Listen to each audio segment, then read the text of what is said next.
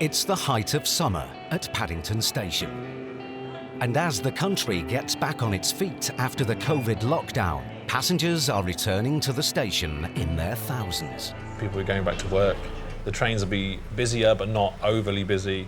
And as we're in a summer holiday, we're going to have also a lot of people travelling to seaside places down Penzance, especially. And it's going to be so nice to see people moving again. And among today's passengers on the move are some local sporting celebrities. We have Queen's Park Rangers, the football team, coming into Paddington and they're travelling to Plymouth for the game tomorrow. And Great Western manager Stuart Croxon has promised them the VIP treatment. They're paid for an exclusive carriage, which means that we will manage that carriage so that no public can go into there. This is the first one, so obviously I want this to go quite smoothly so we can get something in future. The train leaves at 14:04, which should leave plenty of time. Hello, Stuart speaking. Bishopsbridge Road. But just 45 minutes before departure, Bishopsbridge Road's, they're at the far end, so they need to go do a left. the coach carrying the players has got lost. And now they'll have to talk the driver in, Hold on, let's go to the map. Hello? using the old school way. Yeah, not bad. Sorry, I'll just get... So you're on Bishopsbridge Road now. You're going to go straight up Craven Road. You come to a couple of sets of traffic lights. You'll see an access point there for your coach to reverse into. All right, at least they're coming down this way and stuff. That's it. Hey. Go doing all right? Yeah, you are, yeah. Stuart's got the players into the station. Is everybody meeting here, or do you know where you're going? Is people going to get some drinks, or are we all going to go straight on in a minute? Or Now he just needs to keep the squad We've got to meet together. back here about maybe sort of 10 minutes to go over to, you reckon? We'll be ready by then? 10-15 minutes. 10-15. And they're just going to congregate themselves, grab a couple of bits, and then yeah, we'll get them on board. School trips, that's what it reminds you of, doesn't it? Teacher trying to get everybody like, come on, this way, this way, this way. It's 15 minutes before departure, and the VIP treatment will only go so far. Fundamentally, the train goes. It's not, whether one of them's missing, the train has to go on time. So, that's the most important thing. Out on the tracks near Slough, Hello, Phil. Which line is that? emergency response manager Simon Wiseman has his own challenging mission. I'll get to Burnham Station and then look around there. Got a kite stuck in the overhead. The kite is tangled up in the live 25,000-volt cables that power the new electric trains. And if it catches a passing train, it risks wrecking the power lines and damaging the train. The kite's in the overhead with the handle of the kite right down to track level. So I'm just going to speak to the signaller, get a block and take a walk up and have a look.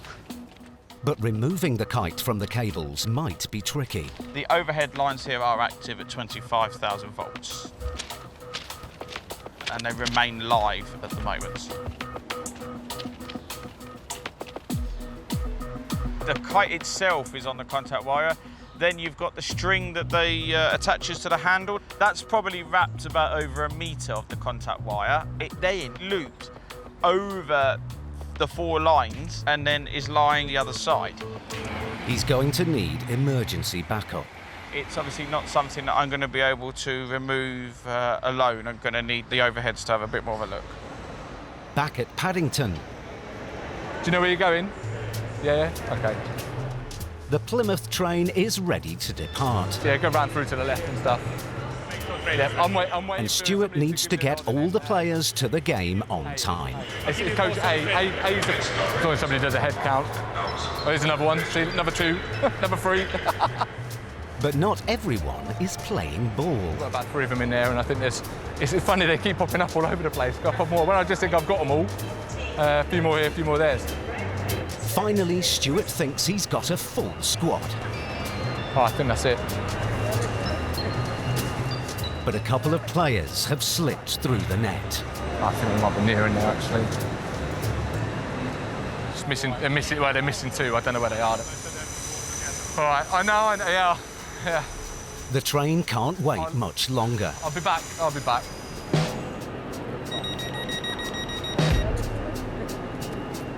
But seconds before extra time, the last players dribble through. Stuart thinks it's all over. It is now. They're all on board, they're all getting comfortable, and that's kind of our job done. And you can just see from here how many people we've got on board looking after them and stuff. And just in time for the final whistle. As one issue goes away, up in Paddington Control, there's an incident that is much more time critical. To all Bravo radios and Alpha 10, a suicidal person at Swindon. Emergency services are on the way. Further down the line, a man is behaving erratically, dangerously close to the tracks. We've got an incident on Swindon Station at the moment. Station staff have a concern for welfare for what appears to be a very distressed male over there, and are worried that he could get onto the tracks. The emergency services are already at the scene, along with the railway's own fast response manager, Alan Van Leer. We've got a vulnerable male who has potentially threatened suicide. The police are with him, paramedics have been called. You think he's drunk, not mess? Yeah. Okay. This chap, it does appear to be that he's heavily intoxicated. He's currently outside the station having a cigarette, but I believe they are going to let him back in to catch I think it's the 1528 back towards Gloucester, which is where he's come from. This sort of thing where people are possibly threatening suicide has increased since COVID.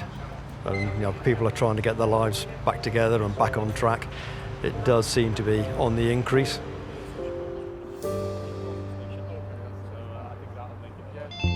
And now, at route control, Control Manager Swindon, Chase begin. Another serious incident is developing on the Penzance to Paddington line. Marazine, yeah. We've had a report for a train that seen somebody with their head on the line.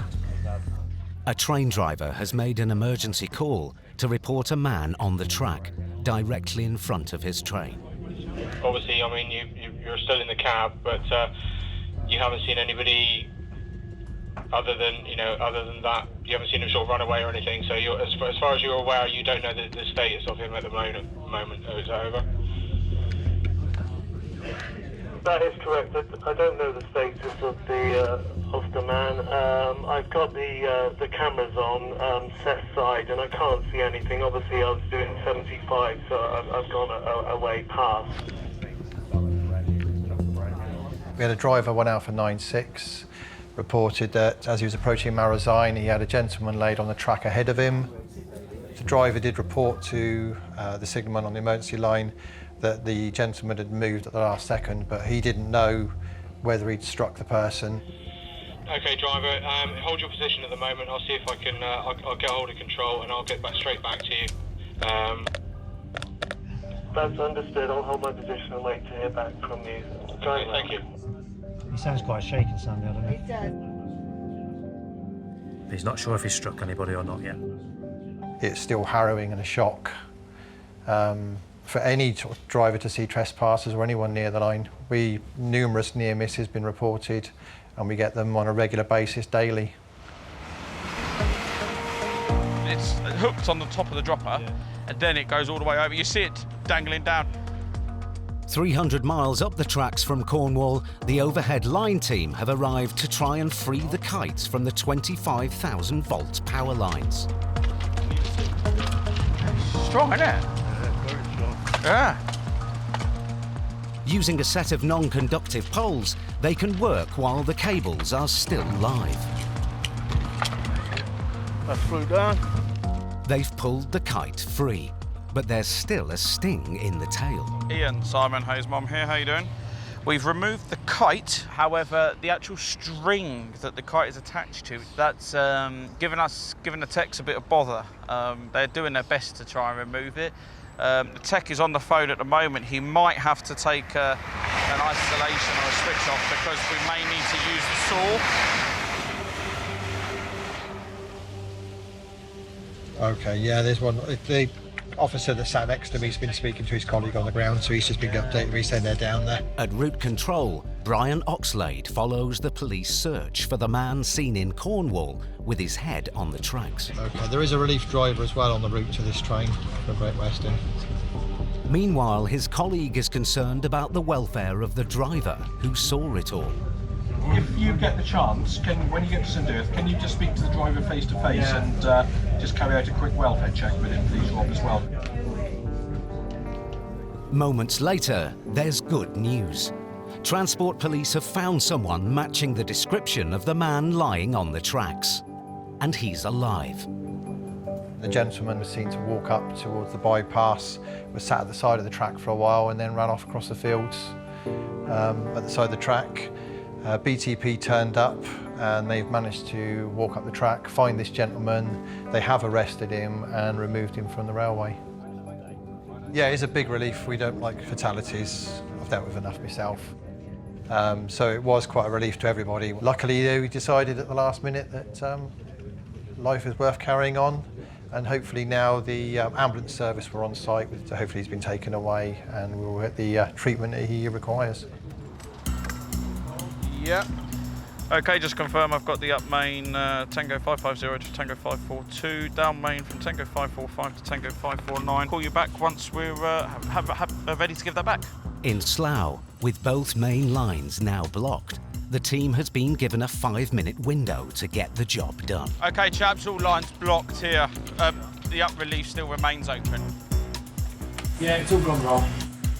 Up in the Paddington control room, Graham Parker is keeping staff updated.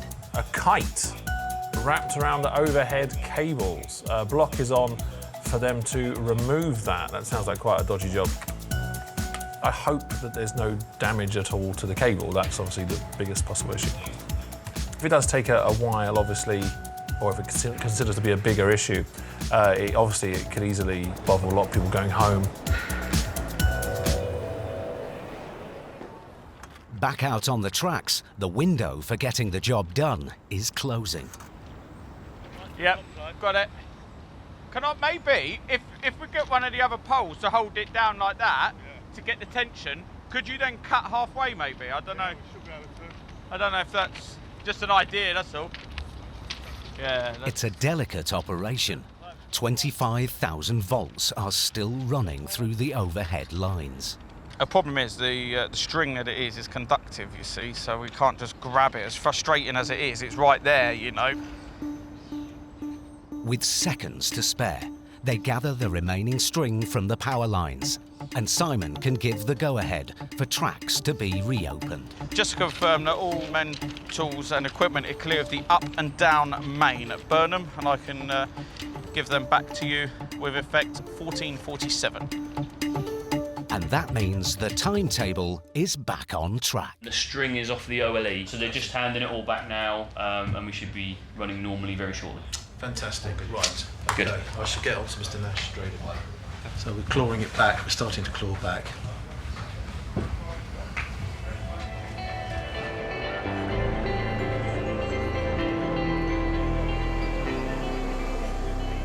Back at Paddington, it's a hot and sticky start to a new day, especially for staff working under the station's famous glass roof.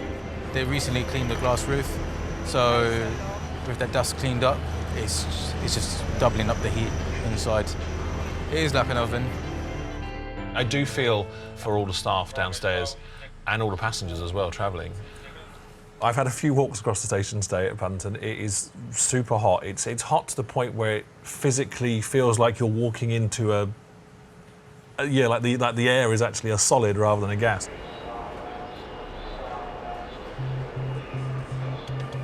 Good morning, everybody. It's Ian Cowley in Route Control. This is the 0900 Daily Western Performance Conference for Friday, the 31st of July.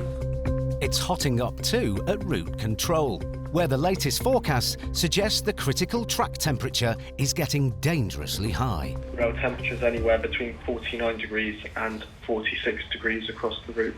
We're going to hit the trigger point between 10 and 11 o'clock for the air temperatures. KRF between 10 and 11 we get... Go for 10 o'clock. KRS will commence from 10 o'clock this morning through to 2000 this evening. Due to the weather forecast and the expected heat changes, which are slightly more extreme, we're going to go into key route strategy from 10 o'clock this morning through to 2000 hours this evening. Under key route strategy, sensitive equipment has to be monitored. So, out on the track near Bath, watchman Harry Stout is regularly checking the temperature of the track. The air temperature is probably around 30, 31, but the rail temperature increases by almost 20 degrees higher than what the air temperature is. It's a critical job. If the track gets above 47 degrees, it can expand and buckle. I'll check the temperatures every half an hour. I'll update fault control every hour, unless it's going to hit 50 degrees, in which case I'll have to then ring up the signaller and impose a stop and caution. At the minute we're looking for a 47 temperature, so that one is 45. Instant control of the Thames Valley Mark speaking. Yeah, not bad, having some fun and games, haven't we? At route control, the first incident of the day has come in. There's been a major points failure at Whirl Junction, just outside the busy seaside town of Weston-super-Mare. There's a set of points that takes you into the junction, which is right here on the map. The damage to the rail prevents trains passing over that set of points. It's probably one of the worst sets of points that we could possibly have a problem with. Are you after Weston High Bridge? Yeah, that one there, if you want. Get off at Whirl. Yeah. At Bristol Temple Meads, Joe Coppage is rerouting passengers around the broken points. Probably is to do with the heat. A lot of our trains are terminating at Whirl, which is a couple of stations before Weston. Are you all right, guys? You get on that one. Yeah, that one, and then get off at Whirl, all right, and change. A replacement bus service will get some passengers to their destination.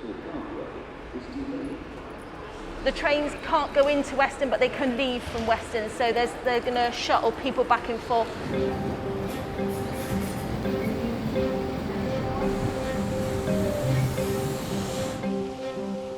But at route control, they're looking for a more permanent solution by temporarily clipping or locking the points into one position.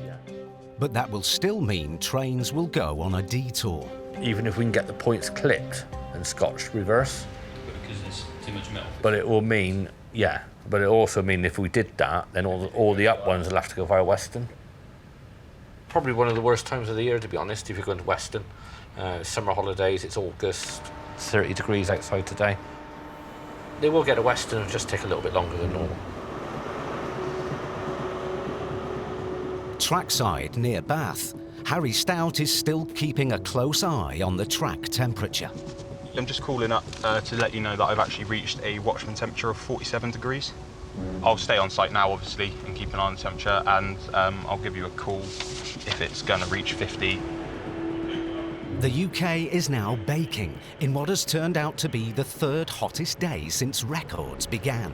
And as delays caused by the intense heat start to build, customers are sweltering under Paddington's glass roof. Honestly, it's more hot standing here than standing outside in the sun, because this is doubling the heat. On the Paddington concourse, passenger assistance manager Natalia Dinker is doing her bit. It's really hot. Just to make sure that someone might be having a certain conditions, they might be fainting because it's really hot, like vulnerable people, pregnant women. Just need to be a bit alert. Oh, Abraham, yeah, I'll tell you what it is, mate. And now another set of points has gone down. These 8038 points at Paddington, are they going to be booked off? And out on track, the temperatures are still rising. I've heard that we've just hit heats of 56 on the railhead at Newbury. What? 56 at Newbury. Never known that. That's the hottest I've ever known. Listen to Bravo Radio's platform change for you now. Number 4. And the loss of the points has happened at the worst possible time. The build-up to a hot summer rush hour. Where we have the issue is pretty much on the approach from line 6 up to here, which branches off to platforms 12 and 14. There's quite a lot of delays back and forth. The signallers have to do extra work to minimise the delays as much as possible.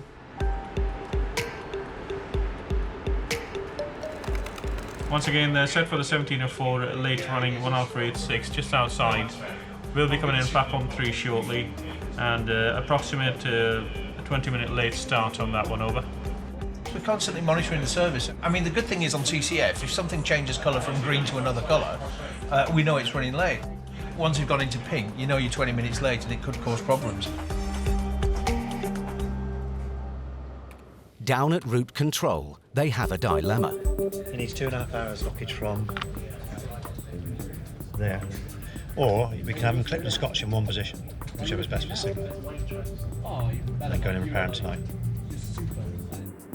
Either they close the line for major works now, or temporarily clip the points in one position until they can do a full repair overnight. They're going to have to be fixed as soon as possible, aren't they? With rush hour building, they go for a quick fix. They do cause a bit of grief for the signaller if he can't use them, but he's got the technicians to clip and scotch them in the reverse position, which allows him a certain amount of flexibility, but obviously not as much as if he could swing the points over. Yeah, based to all Bra radios. So the issue outside, points failure, line 6 coming in. The techs have started work there at a block on lines 5 and line 6. You will be waiting signal a bit more than normal. Some platform changes where necessary. As delays stack up, the aim is to get the major points work done overnight. But when morning comes... Good morning everyone, welcome to the Western Route 0900 conference. Tam can give us a bit of a lowdown on where we are at the moment. There's bad news. The fault hasn't been fixed, and Paddington faces another day of disruption. There's just a text turned up last night, we couldn't get them in. Due to there being too big a procession in place. We couldn't grant them a line blockage for 2.5 hours. One Papa 13, 1 Papa 02, both not coming in. 3 for the 750. We were told not to board that for the moment. Obviously, we're waiting for the situation to clear. At Paddington, it's another hot day, and station staff are struggling to get the timetable back on track. 11, 14 needs to go first. 14 before 11. It's quite a rough morning so far. Obviously, it's another hot day on our line. Yesterday's points failure has continued and gotten worse. For the guys downstairs on the station, that heat kicking in with any sort of problem out there does make it a lot worse. I do feel for them. You all are waiting for 11:48. Okay, there's a slight delay on that train. Signallers are still having to reroute trains into different platforms. So it's a busy day for dispatcher Ben Batchelor. 1 minute I'm on 10:11, the next minute I'm on 8 and 9. All right, everything good to go? Not yet. I mean, this is supposed to be on 11 and it's on 8, so that's one example of the loss of one line. It's crazy.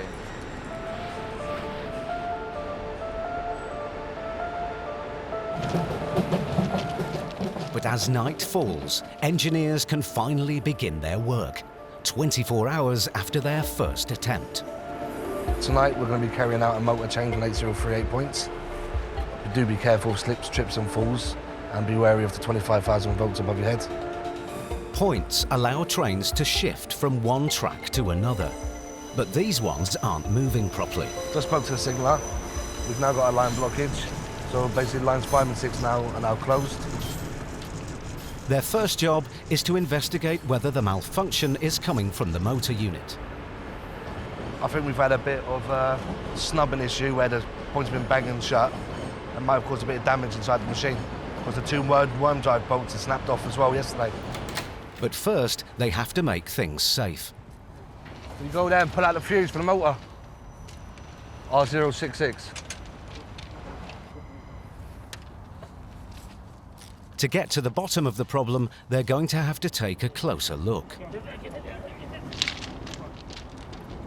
Your central fuel has broken off. As you can see, it's there, dangling around. It should be sitting sort of like that.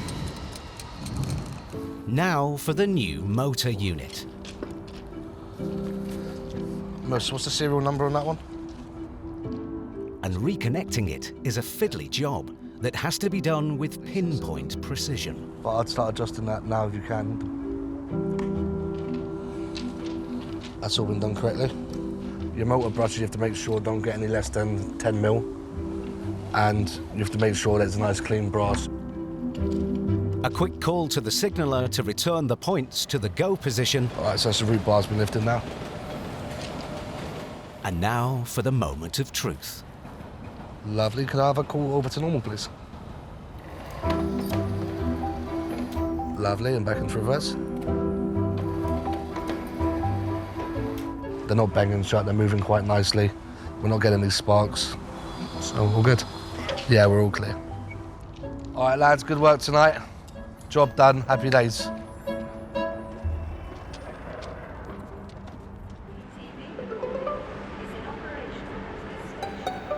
The following morning, it's also happy days for Graham in Paddington Control. That was all fixed by our track staff. Completely, all the techs down there last night sorted that out apparently within 2 hours. And today's service is fantastic as a result. Thanks to their wonderful work, the heroes of the track, we're back running as normal.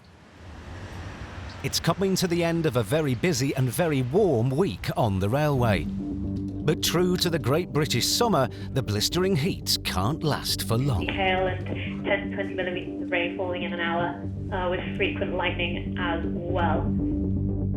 At Route Control, the morning conference call brings more unwelcome news. But this time, it's not high temperatures that are causing concern. This does bring with it the risk of flash flooding with all of that heavy rain in 1 hour. Do we have anywhere in particular, or is it just pushing for north throughout the day? Thunderstorms will be fairly widespread, and they do occur. They will be very, very intense with high rainfall rates.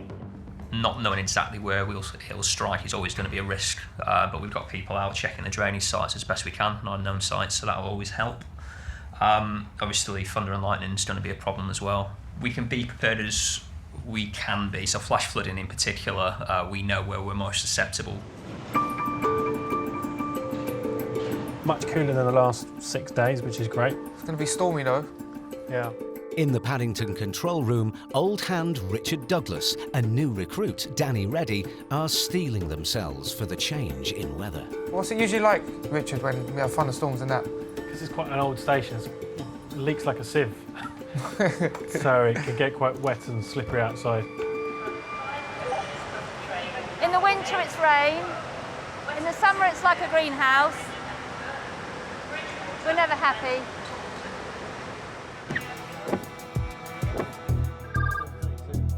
At Route Control, Mark Davison has just come on shift. Well, I've walked into an incident that occurred earlier today with a tree that's possibly coming down onto the railway line. Hasn't come down onto it at the moment, but the tree branches are within possible striking range of a train. It's a huge danger to trains. Train striking a tree, go through a window, or it could even derail a train. It's the last thing we want to happen.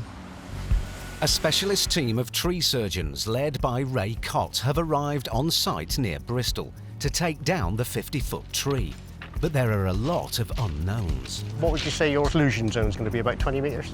It depends how big the branch is that are going to come down, but I would have suggested something like 30 metres anyway. The tree itself has been assessed yesterday by a qualified arborist, and his concern is the root plate has in the last few months slipped, hence why it's lent. So we've got no option but to remove it. The plan is to climb to the top of the tree and cut it down in sections, allowing them to keep some of the lines open. But they'll have to be quick. We've got rain coming in this afternoon. We've got heavy torrential rain forecast tomorrow, and we've got high winds on Thursday. We can't really afford to lead this knowing that we've got bad weather coming in. If we do get bad winds coming across way, he will come down. And I'm quite confident that within the next 3 or 4 days, with the weather that we've got coming in, this tree will be down on the deck and cause us major issues. So the disruption would be, well, humongous. It would be absolutely catastrophic, to be fair. And it's all go for Mobile Operations Manager Alan Van Leer too. Route Control has had another report of trespass. We had an emergency call received from the driver of the train. He reported that there was 2 youths on the track, aged about 16 years old. When he came to a stand, he thought it actually struck them. The driver shouted out of the window to them. Fortunately, they managed to get up and walk away. Matter of feet, they're incredibly lucky. We carry out very regular patrols of the area. Obviously, we can't be everywhere at once, and it's incredibly difficult to stop them. Trespassers basically are unaware which direction trains will be coming from. So I think people maybe think that there's not things running on the railway, they can go there, they can have a walk or whatever. And of course, youths being off school as well gives them more spare time, so sometimes the railway's an attraction. I heard somebody say that you can see evidence of it slipping because of the route, the mound of soil in front. It's mounding up in front of it, is it? Yeah, it's like a big mound on the back of the tree. Right, OK. Back on the tracks near Bristol, a closer inspection of the tree reveals that it's in worse shape than they first thought. Points that the actual root ball itself is slipping towards the railway, and that's pushing the earth up, so it is drastically unstable. The actual root is starting to lift out of the ground, so the tree is more unstable than what we thought. We're going to have to drop it in one. It's too dangerous for even the climbers to climb it. Hello Trevor, this is Dave Withers, Bristol Parkway MOM, location at Muller Road. Right, when is your first opportunity? I can take the up and down relief lines, please. The team are now in a race against time to bring down the tree before bad weather hits. So confirming the up and down relief lines are now blocked for our tree. Authority number Bravo Alpha 1710. Right, we'll crack on. Thank you, Trevor. We've got the up and down relief lines. It's now all systems go to remove the 2.5-ton tree before it collapses.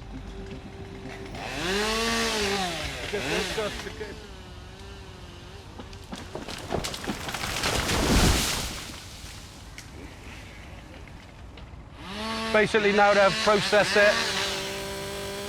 We'll stack it up neatly on the side, and we'll just pick up any other debris, and that's it, wrapped. I think the guys have done an excellent job, because it was estimated it'd take 3/4 of a day to a day. And obviously we got it done just around about dinner time, so we've been about 4 hours max. So I think we've done well, to be honest. It's another threat to the railway removed. And it's come down just in time. At route control, they're following the progress of the bad weather. We have got a bit of a storm heading in our direction for South London at the moment. Another one around Southampton, another one around Yeovil, and we've got one on our patch around Exeter. So it's looking really wild out there. And at Paddington,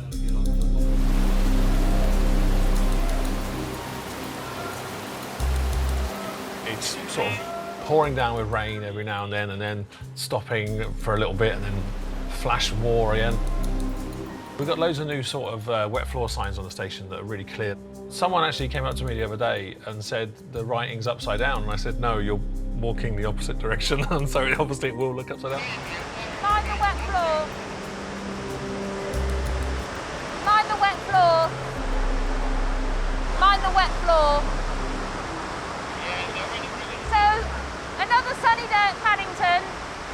We're just worried about safety of passengers slipping over. Just mind the wet, sir. the long forecast summer storms have hit Paddington. It's absolutely pouring really heavy, and it obviously, because of the beautiful design roof, it comes through the gaps. Really loud, really loud.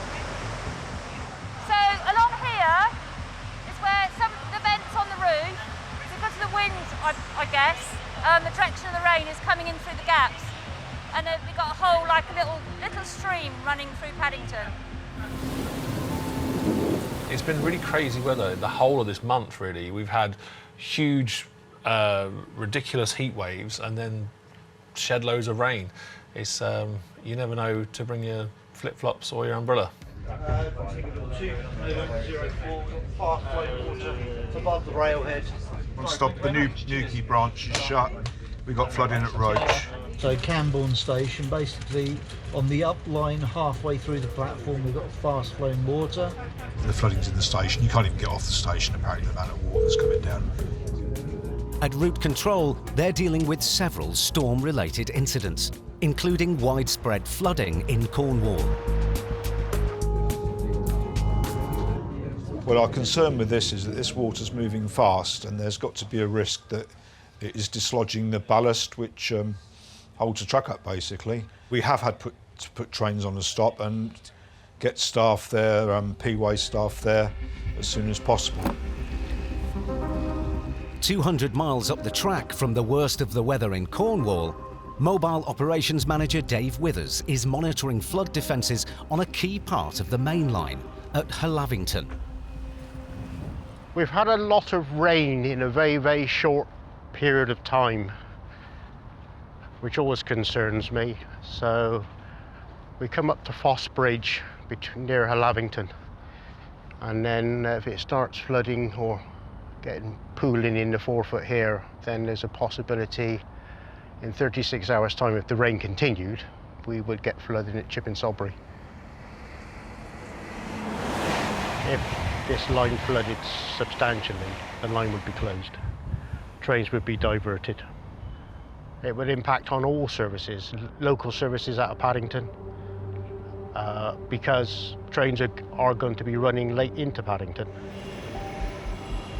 But as a new day dawns, breaking news confirms that it's another part of the UK's network that has been hit hardest. 3 people have died and 6 others injured after a passenger train derailed in Aberdeenshire this morning. There had been heavy rain and flooding in the area, and it's thought the Aberdeen to Glasgow service hit a landslide near Stonehaven, sending some carriages sliding down an embankment. Yeah, so we're just hearing some very sad news that there is a derailed train in Scotland. They're definitely saying the weather is involved. A landslide, 3 deaths, including the driver and the conductor. Wet weather, is very, very heavy rain, I think, in the area. So obviously this does appear to be a freak accident. Ultimately, sometimes the weather can play a really, really big impact, and we are seeing very strange fluctuations in the weather compared to 100 years ago, and that will be a challenge. This is a special announcement. In the space of just 48 hours, the weather across the network has fluctuated from record high temperatures to storms and torrential downpours. We will now observe a 1-minute silence. And one of those who lost their lives. And it's left its mark on the infrastructure, on passengers, and on the men and women who keep the railway running. A loss of life for staff or passengers, it's a huge knock to us here. The railway is often seen as like a sort of large family, internal family. It does really hit home.